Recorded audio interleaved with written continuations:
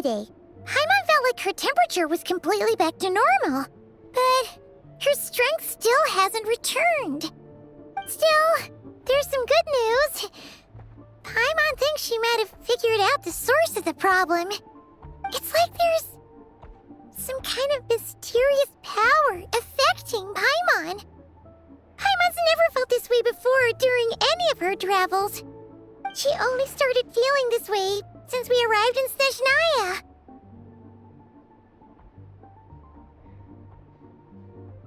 That's right.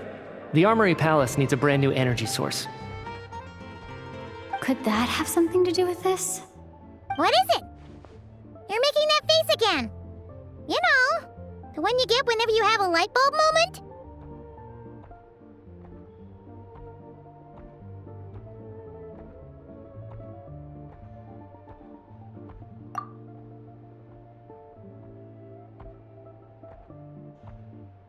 So, they're trying to develop a new energy source here? And you think that might be why Paimon's feeling unwell?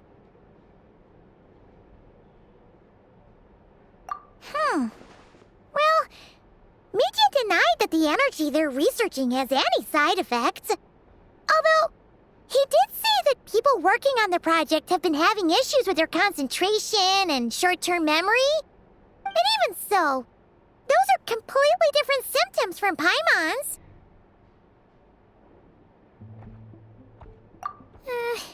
It's pretty faint, so it's kind of hard to tell.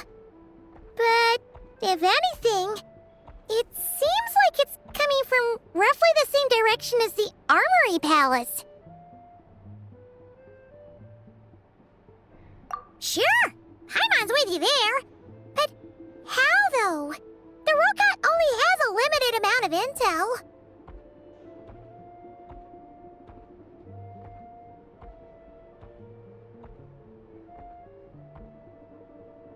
Oh, great point! They argue about Project Stuja every day. If we could sit in on one of their sessions, we might pick up some new leads. Good idea! Oh yeah, while you were out, Paimon tried all the yummiest looking desserts in the Potvoria restaurant. This one seemed right up your alley. So, Paimon saved some for you. Come try it once you finish writing your letter.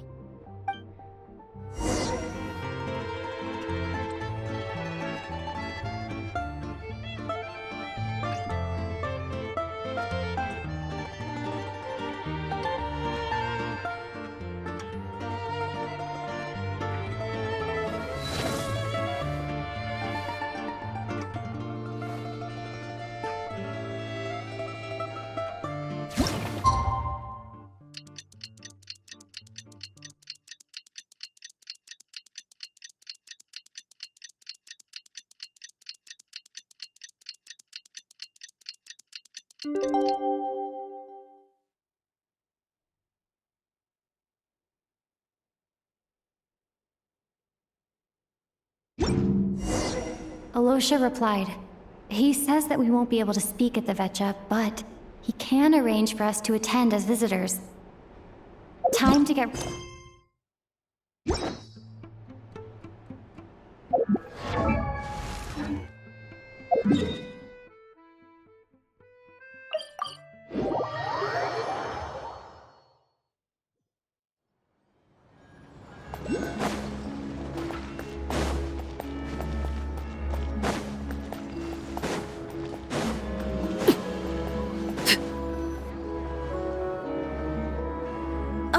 Miss Vodyanitsa, prima donna of the Korolievsky troupe.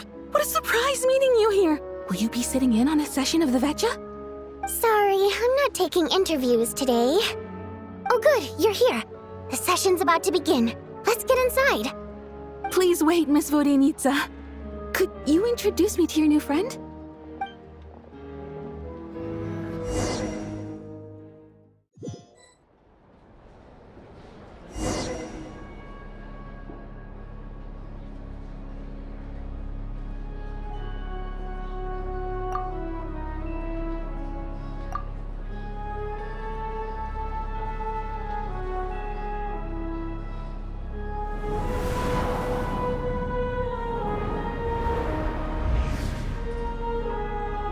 In summary, the energy management commitments made for the outgoing period have been delivered upon.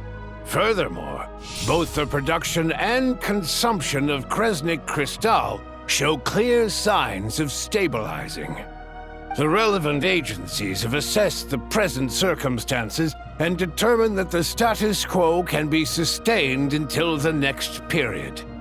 For detailed statistics, I would refer you to the industry reports that have been distributed to all persons present.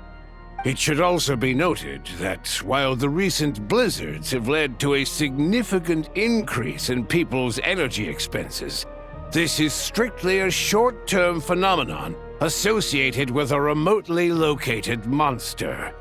Her Majesty the Tsaritsa is giving her full attention to this matter. We should have every confidence that it will be dealt with swiftly and conclusively. A financial report on disaster relief is also present in this report, courtesy of Pantalone.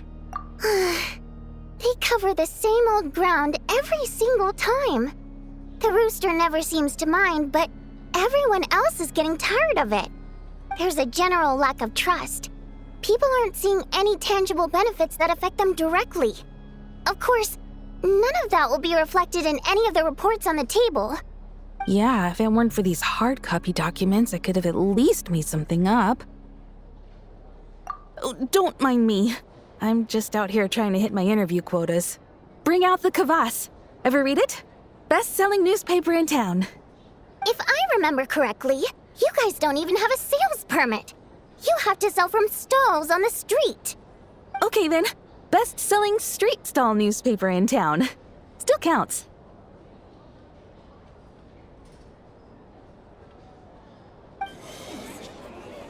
Order! We will now open the floor to the representatives. If there are no further substantive issues to discuss, we will then proceed to a vote on this motion. Snezhnaya has a long tradition of treating members of the Fatui armed forces and their dependents favorably. But recent surveys shows that Fatui families in remote areas have access to 15% less crystal than the average civilian family in Snezhnograd. It's been said many times before, but it bears repeating now. There needs to be a clear and consistent rationale behind how crystal is allocated, or we will soon face immense public backlash. Perhaps you wouldn't need to keep repeating yourself if you would hear me out for once. I say again, true consistency exists only in principle. In the real world, fairness is relative. You appear to treat resource allocation as a simple function of production and population. So what about when the equipment used in production breaks down? Have you factored that into your equation? And do you even know how long it's been since Snezhnaya last conducted a census? If I knew the answers to questions like that, I'm sure I'd be a very wealthy man. And I doubt I'd be going by child. I'd like to bring the focus back to the specific issue I raised. Or do you wish to deny that favorable treatment for Fatui dependents is our long-standing policy? It's easy to be a critic when there's no accountability. That seems to be a running theme in the anti-Project Stuja cohort. Defeat the ringleader and all other problems will magically resolve themselves. That's what they seem to think. But in case you aren't aware, not one jot in my report would change whether Project Stuja continues or not. So you have no intention whatsoever of finding a solution to this problem? On the contrary, I'm the only one here who ever brings solutions. Child opened by speaking up for the armed forces. Regrator struck back with style and a war of words ensued.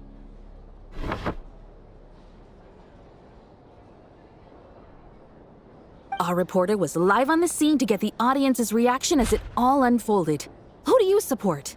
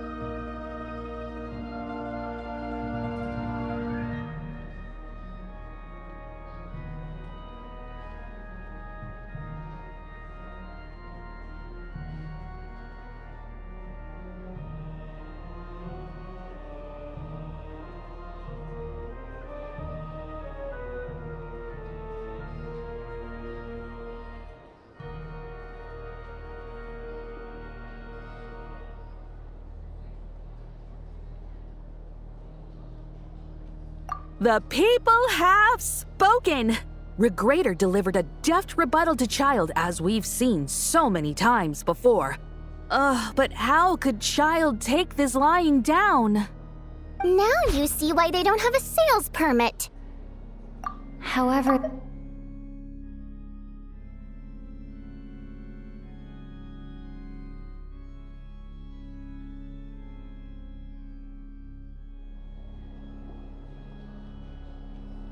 so, surely their relationship can't always have been this strained. You two are getting off topic. Let's focus on what the data is saying. Mr. Pantalone, may I speak on your behalf? Oh, please do. I'm more than happy to save my breath. Crystal distribution policy undergoes modifications with each new period. The ultimate goal being to find the most reasonable method of allocation, which I believe is what Mr. Tartaglia also seeks. But I fear many may have been misled on this topic by extremist activists. To clarify, Project Stuja is not the root cause of the problem. It is merely a framework for resource distribution. The most recent reports all point to Snezhnaya's resilience and adaptability during this period of fine-tuning, and give clear indications that a distribution framework is improving with each iteration. To make drastic adjustments without first considering the risks would likely do more harm than good. It would be a waste of the hard-won experience we've gained to date. Renowned scholar of finance, Arapov spoke up to clarify the fiscal logic, clearly alluding to social organizations like the Rokot in his words. With the notorious Lelek still active to this day, should the Rokot be held responsible?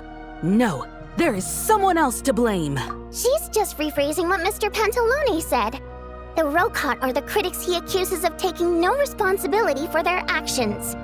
As for Lilik, you won't have heard of him yet. He's currently the most famous member of the Rokot. Well, more like infamous. Ending Project Stuja has become an obsession for him. Unlike the more decent ones among us, he believes that votes in the Vetcha are all that matter. So whether it's threats, coercion, or bribery, he'll use whatever means necessary to get people to change their vote. And since we're already on the subject, what do you think of Lelek's methods? Are you for or against?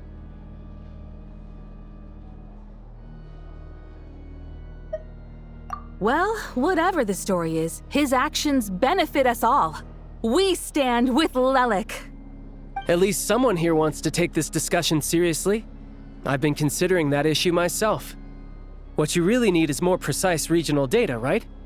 I think it would be easiest to let the Fatui handle it, since they're already in charge of Crystal shipments anyway. We may as well get them to collect some data while they're at it. Whatever you need, you can ask the Fatui to look into it for you. In terms of supervision, I think the Druzhna would be a good fit. I had hoped to discuss this with Miss Vesna, but sadly, she's not present. I will be happy to take a note of your suggestions and present them to Commander Vesna for a decision upon her return. The Commander has always taken a keen interest in Project Stuja. However, given the Druzhna's demanding workload, I'm afraid it may prove difficult for them to provide any practical support. Let us refrain from jumping to conclusions until a concrete and actionable plan is in place. My apologies, Lord Rooster. There are numerous issues to address here, including manpower, time sensitivity, and reporting lines. Nevertheless, I support drafting a proposal.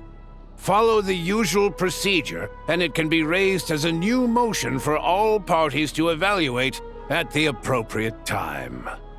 In that case, I'd like to share one thought before the proposal is drafted. The issue of time sensitivity was raised just now, which I presume relates to the official reports. In fact, the Energy Commission already collects regular statistics on each urban center and its surrounding area. Would these be of any use? That's a good idea. I read every issue of Sviet Lolaidovka's report, and although my focus is mostly on the section about equipment operation, the energy consumption statistics also yield a lot of insights. Be that as it may, does no one see an issue with using local data to determine Crystal quotas? In the long term, It seems like a very risky solution. Not if they are used purely for reference. So long as we have the report from the Northland Bank's headquarters to corroborate it, no one will be able to fool me. Very well then. It appears that this arrangement is acceptable to all parties. Yeah, sounds good to me.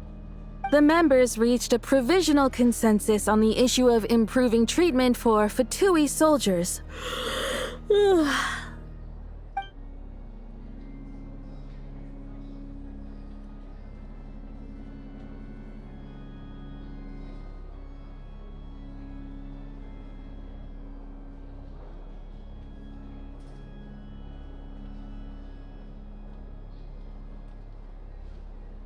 Today, the prima donna of the Korailievsky troupe attended a session of the Snezhnograd Vecha in the company of a most charming young lady. The question on all our minds is, what is the true nature of their relationship? Write anything like that again, and I'm revoking your permission to interview the troupe. Got it?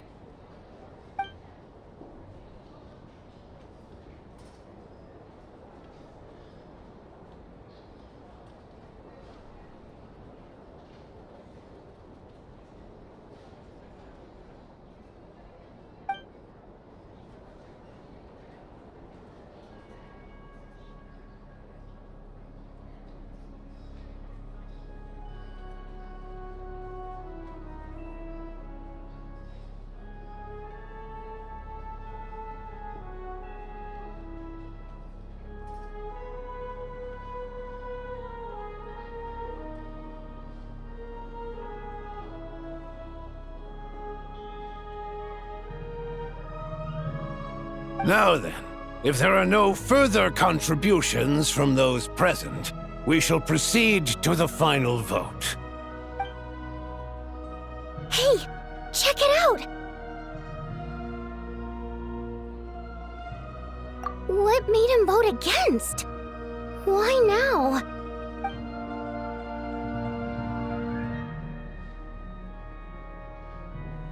The votes have been tallied. Those in favor of continuing Project Stuja total 61%, securing a clear majority. That was too close. The margin has shrunk yet again. Chuganov was a huge loss. I'll bet Lelik is behind this. I wonder how Pulcinella will respond this time. Chuganov. I see. Lelik strikes again. Yes, go, Lelik.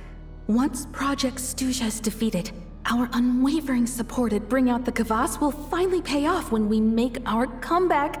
I can...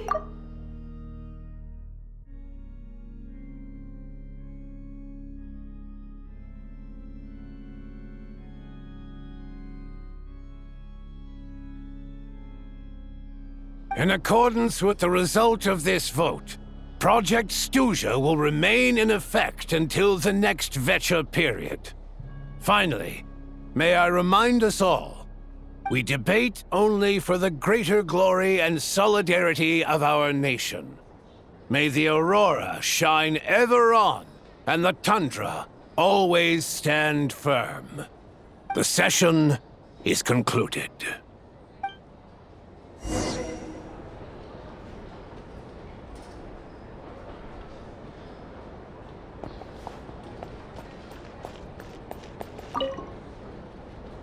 I have to say, I really wasn't expecting Chuganov to vote against Project Stuja. Well, in principle, Snezhnaya's business and political elites ought to be the ones least likely to oppose it. As we heard, Project Stuja is basically just a resource distribution framework that requires everyone to cut back during the winter. But even if the policy got cancelled, the Tsaritsa's energy needs wouldn't suddenly go down. The extra demand from the public would have to be filled from somewhere. So logically, the factories would have to take the hit. I got a letter from Mr. Mitya just before today's session. He said he's confirmed that there are issues around overtime and excessive energy consumption at the Iskra manufacturing plant. In a situation like this, once the Rooster receives the report, He'll order the factory to halt production and submit to an investigation before issuing a penalty. But that's a week-long process, and thus didn't make it onto the Vetcha agenda this time. I don't think he suspects anything so far.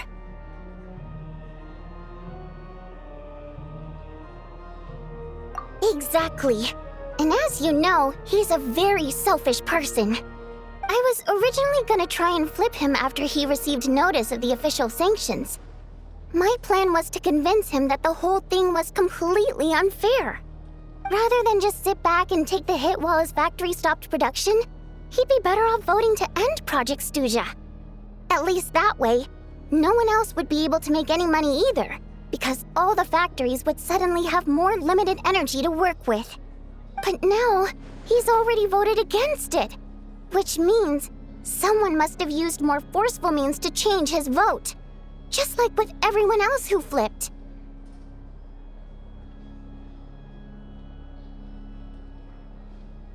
Yeah, no one knows why Lilac is so obsessed with ending Project Stuja, but by the looks of it, he's inching closer and closer to success. Lilac must have strong motivations, given how he'll stop at nothing to achieve his goal. Maybe he knows the full truth of Project Stuja. Maybe my next step should be to focus on him. Oh, right. What are your plans for the rest of the day? Shall we head out? Hey, comrade. I noticed you were here during the debate. I didn't take you for a political enthusiast. Greetings, Harbingers. I just happened to have some free time today, and my new friend here thought it might be fun to check out the Vetcha. Ah, Odette must have introduced you. Looks like you two are getting along pretty well. I'll leave you to catch up. I should head back to the troop. Sure. Break a leg and all that.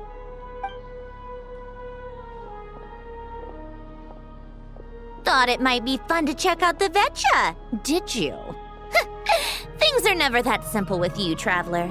There's no way you're here for kicks and giggles. Tell me I'm wrong. Oh, yeah. To some, he's a captivating enigma. To others, he's the bane of their existence. No one ever thought that some anonymous nobody from the Rokot could cause such a stir.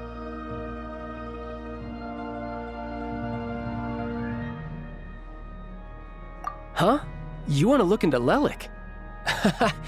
Then I'm sure his days of anonymity are numbered. What do you think, Sandrone? Fine by me, I guess.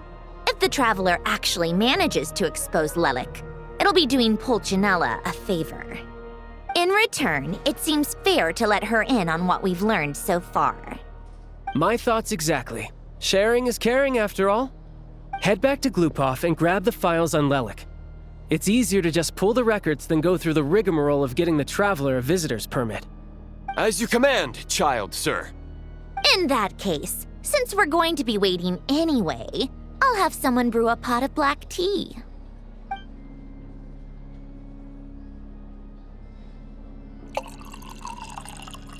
One common thread among the many incidents Lelik has been involved in is that the victims are all too scared to share any real information about him.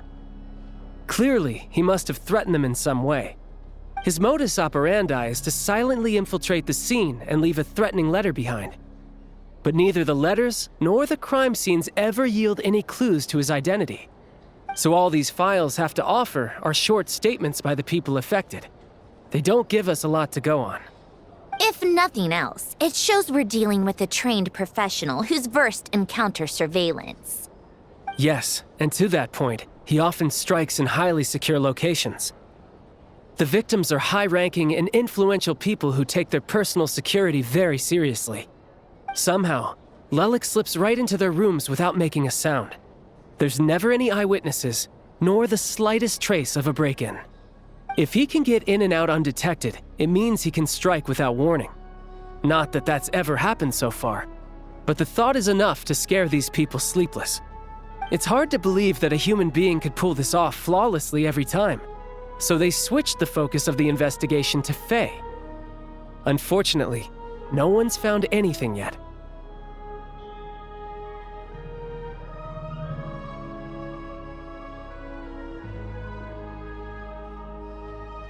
careful.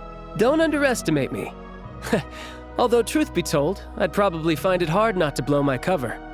Direct confrontation is more my style. We haven't ruled out the possibility of Lelik being human. It's just, there can only be a handful of people in all of Teyvat who'd fit the profile. They, on the other hand, plenty would have the ability, but few would have the motive. No, not as strong as me. You'll never find the culprit with criteria like that. Let's go with a little weaker than me.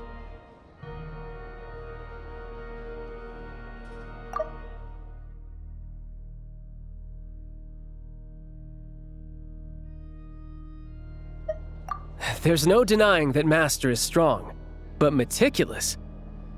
We can only hope. She's just trying to find a reference point. Stop getting fixated on who's stronger than who. But that's the most important thing. In my opinion, anyway.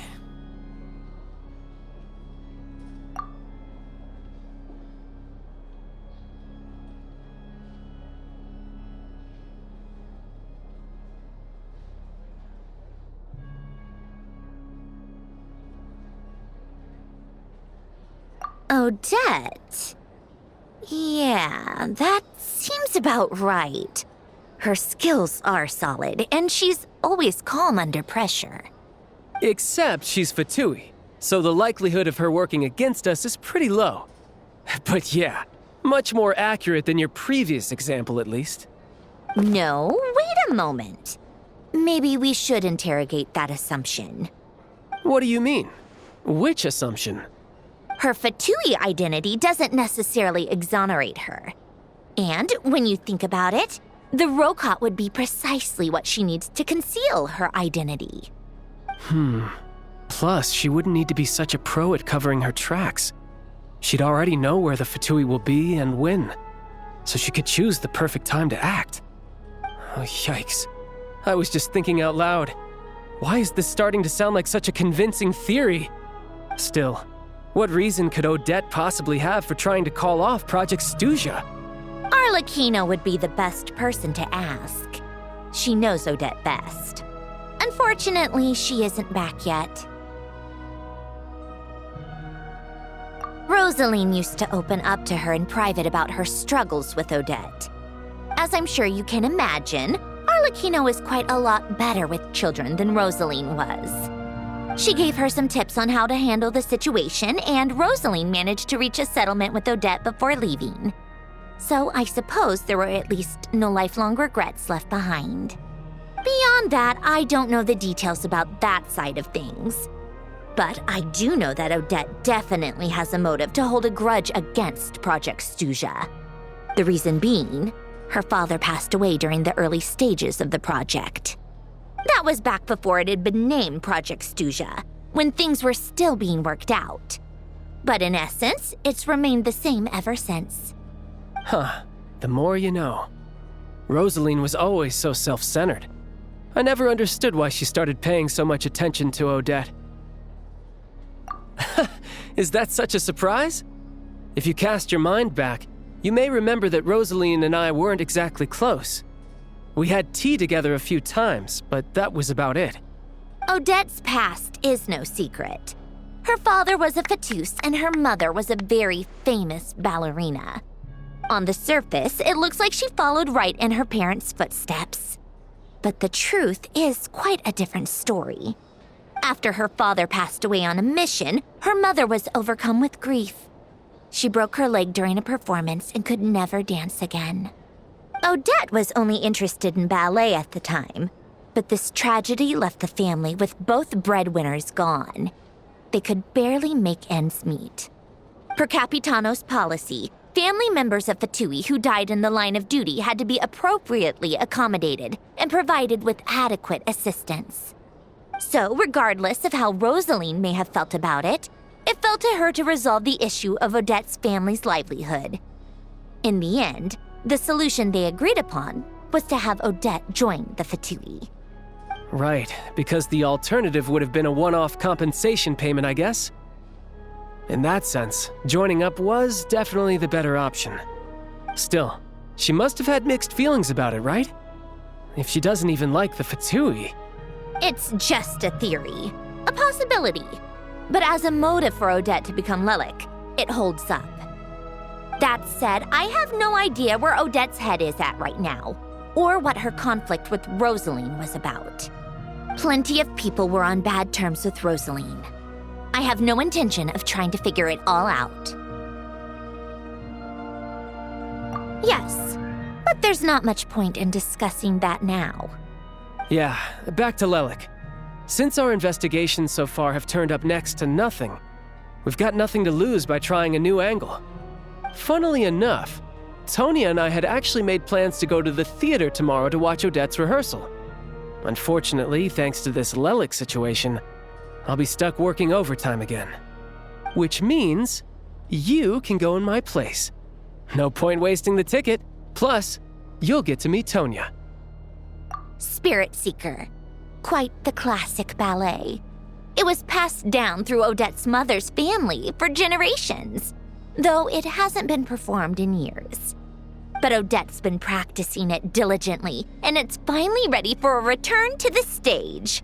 Excitement is through the roof. Tickets for the official performance sold out long ago. Tonya's excited for it too. She's desperate to see it no matter what.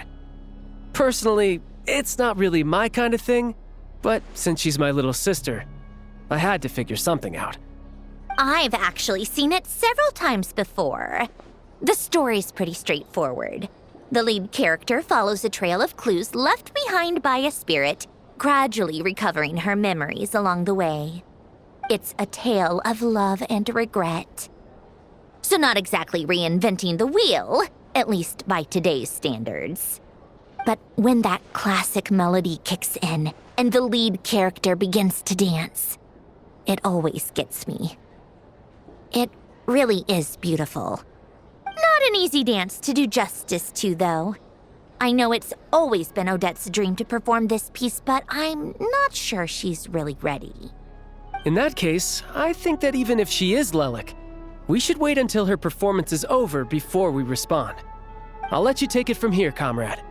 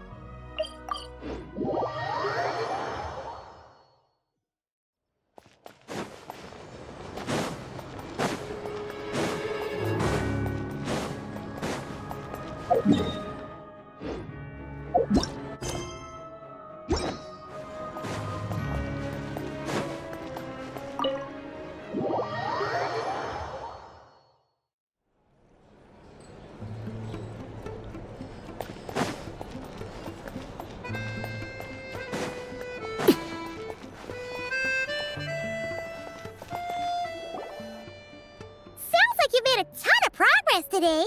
It's good that everything's going so smoothly. Next step is to head back to the theater and get a clear answer from Odette. Either way, Paimon doesn't get the sense that she's a bad person. Sure, she might have done some pretty extreme things, but Paimon bet she has her reasons.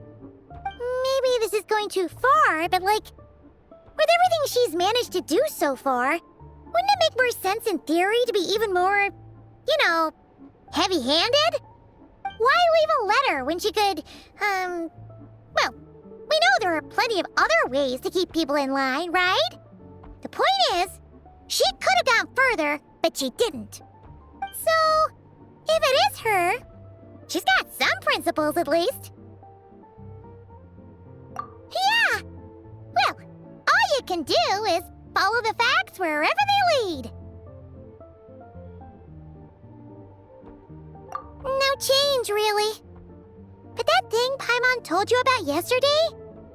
Paimon feels like she can sense it more clearly now. Hearing you talk about your day makes Paimon itch for an adventure. If only she could be there with you so we could experience it all together. Yeah, I wish you could be there too. I'm not used to adventuring alone. But don't worry, we'll get to the bottom of this. Guess it's just one of those things. Never mind. Paimon will behave herself and keep resting.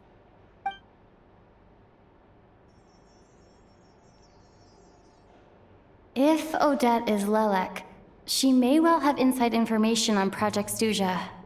Her father was involved with the project's early implementation and tragically died in the process. Now, she's dedicated herself to bringing it to an end. It's hard to imagine she could have gotten this far without knowing anything at all about the Tsaritsa's true intentions.